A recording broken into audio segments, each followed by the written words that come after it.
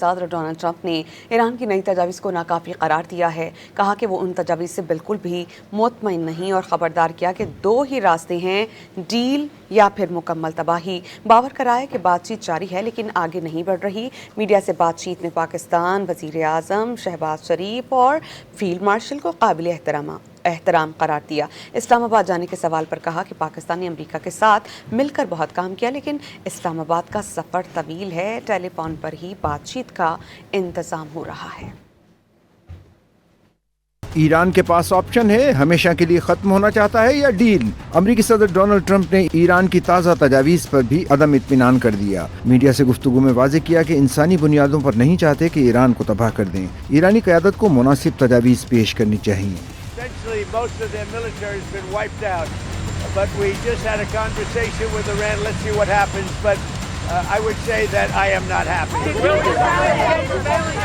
Their leadership is very disjointed, very argumentative with each other.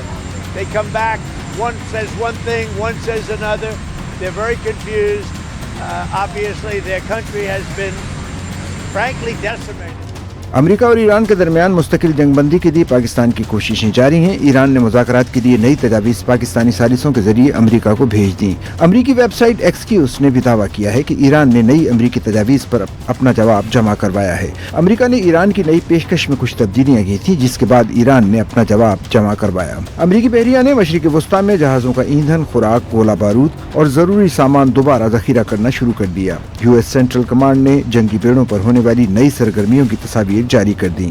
تصاویر میں guided missile destroyer USS Delbert D Black پر سامان لادا دیکھا جا سکتا ہے. دوسری جانب صدر ڈونلڈ ٹرمپ کے پاس کانگریس سے منظوری لینے کے لیے آئینی مدت کا آج آخری دن باقی ہے. 1970 میں بنائے گئے قانون کے مطابق کسی بھی امریکی صدر کے لیے ضروری ہے کہ وہ کانگریس کی منظوری کے بغیر کسی ملک پر حملہ کرے تو 60 دن کے اندر جنگ کی منظوری لینا ضروری ہوتا ہے.